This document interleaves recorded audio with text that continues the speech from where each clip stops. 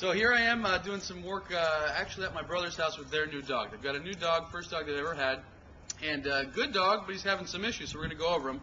First thing, do you mind showing me here, Troy? The dog is doing, what's he doing over here? So on the hose, there's a... Let me bring it in, Cindy. So he likes to go around the yard and get a hold of this, and he just starts pulling it, and it pulls all the bark and everything up. So he pulls it, and does he dig? Where does he dig? Well, where he digs is the fence areas. We have an area back over there where he's dug under the fence. He actually got into the neighbor's yard one day. Oh, he dug under the fence? Yes. Okay. So when it comes to backyard behaviors, there's a handful of things that we want to do. First of all, the dog needs to be fulfilled. You know, a lot of dogs do this kind of stuff because they're bored, they're lonely, what have you, and it's kind of their way of saying, hey, I need some more attention, I need some more what have you. And so one thing I'm going to show you a little bit later on in this video is the focused walk. In other words, the crazy man method that you might have seen in other videos. We're going to work on it here. If the dog gets a focused walk of 20 or 30 minutes a day versus a walk where the dog is just pulling, there's a huge difference in the psychology and the mentality of what happens with the dog. If the dog can become, because if you think about it, focused walk, the dog being right by your side versus up ahead and pulling, it really requires a great deal of focus, and it requires the dog to think a lot. And a dog that thinks quite a bit, a dog that actually has some mentality going on, it makes him much more calm. And so a lot of people that I work with, you know, they've got their dogs are digging in the yard, and they say, oh, you know what, well, we do get him out on a walk every day, but he's pulling on us. Well, oftentimes if we just change that walk to a more focused walk to where he's now by your side, it makes a huge difference. And so just that 30 minutes that you're already spending walking, getting him to do it more focused is great. The example I always use, you know, I speak Spanish. It's not my native language, obviously, but I speak it. And every now and then if I have to speak it for a couple hours because I'm with a client or something, I get exhausted physically. And I didn't even do anything, just my mind is working.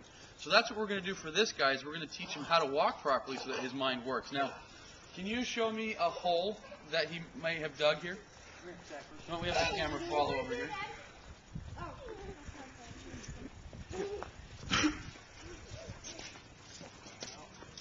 Let's see, kind of off in the corner. Well, he's done 2 or 3. Just put rocks in to keep it from going under anymore. Okay.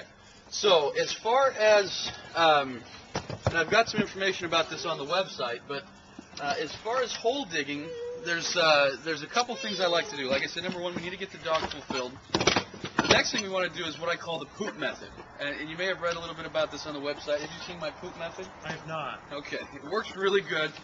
What you want to do is don't let your dog see you doing this, but grab some of his poop, a bunch of his poop from the yard.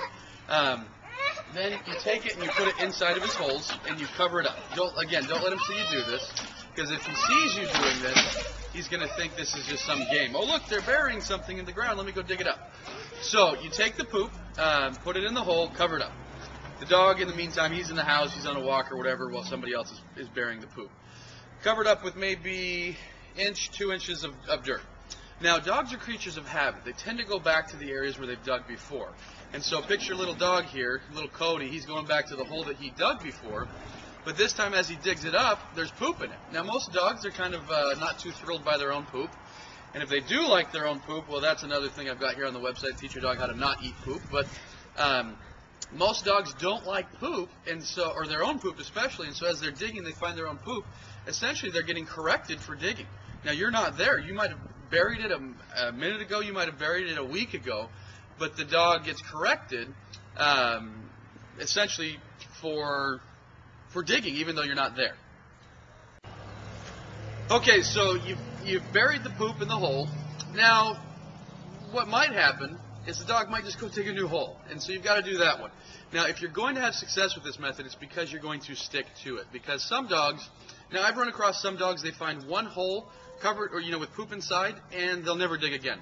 I've met a lot of other dogs, however, that they'll dig a new hole, so you got to fill that one up. They'll dig a new hole, you got to fill that one up. If you stick with it, though, I've got about a 70 to 80% success rate with this method in getting the dog to stop digging entirely, just from this method alone. And so, because what happens is after a while, the law of averages kind of says that he's digging up more poop-filled holes than not poop-filled holes. And so he starts to realize, man, this digging thing that I do is pretty disgusting. I don't think I'm going to do that anymore. And so, in any case, what we need to do as far as digging and chewing and destroying the yard, first of all, let's get the dog fulfilled. Let's get him on a focused walk. Make sure he's getting playtime. Make sure he's getting supervision. Make sure he's getting fulfilled, essentially. Second thing we can do is we can do the poop trick for the digging, and the poop trick is great for getting dogs to stop digging. Like I say, I've had clients that just did this. They didn't even start taking their dog on a walk. They just did this and got it fixed. Now, normally, fixing these issues is a combination of a couple things. But what we're going to do is you're going to get the dog fulfilled. We're going to do the poop trick. Now, as far as the chewing goes, again, a big part of fixing a chewing issue is getting the dog fulfilled. Now, I recently had a client, for example, that their dog was chewing up tons of stuff every day, and I gave him a list of things to do. Why don't you try this? Why don't you try this? Why don't you try this? And why don't you try getting your dog on a focused walk every day? I came back to work with that client a little bit later, and they said, well, we didn't do this, we didn't do this, we didn't do this. All we did was we took the dog on a walk every day. And that alone fixed the chewing issue. Might be the case with your dog, might not be. So that's why we've got to throw several things at a chewing or digging issue and see what's going to work best. First, we start off with the fulfillment. Second, we start off with this poop trick. Now, when it comes to chewing and digging, there's other things that we can do. Let me bring the camera over here, and let me show you one other thing that we can do. Hi, buddy. So, this guy was chewing up the plastic hosing in the yard. And so what I want to show you how to do is a method I call canine entrapment. And canine entrapment sounds nasty because it is. It's not fair, it's mean. Well, it's not mean. But it works very well. So what we're going to do is take something this guy likes. You know, oftentimes what I use for canine entrapment is peanut butter. So I'll put a little bit of peanut butter on the tube or whatever your dog's chewing. If he's chewing on your treat, if he's chewing on your tubing, if he's chewing on, I don't know, whatever he's chewing on, if he's digging up that layer of paper that goes underneath the tan bark, whatever he's doing, we're going to bait it. Essentially, we're going to encourage him to chew it, because what happens is he's chewing up this stuff when you don't see it happen. And dog training is all about communication, so we need to communicate with the dog in the act of doing something, whether it's right or whether it's wrong. In this case, something is happening while you're gone or while you're not seeing it, so you're in no position to address it. So what we need to do is we need to encourage the behavior to occur so that we can address it, so that we can do something about it actually in the moment and have it happen. So that's where canine entrapment comes in, so we actually encourage the dog to do it. So in a case like this, I'd spread some peanut butter on here, and I'd leave it out there. And we're going to try this here in a minute. He might not even find it in the moment, but spread some peanut butter on it and let it sit out there. Now what I'm going to do then is we've got this electric collar. And for those of you that have seen my other videos, the electric collar, when it's used properly, is one of the most humane ways to train. In this case, is no different. It's a very humane way to train because we can use a correction that's not too heavy. In this case, we're going to use a bit of a firm correction, but we're going to use a correction just so that as he starts licking that peanut butter, I'm going to tap the button a couple times. Tap, tap, tap. And what I'm going to do is I'm going to stay in the house while I do it. I'm going to go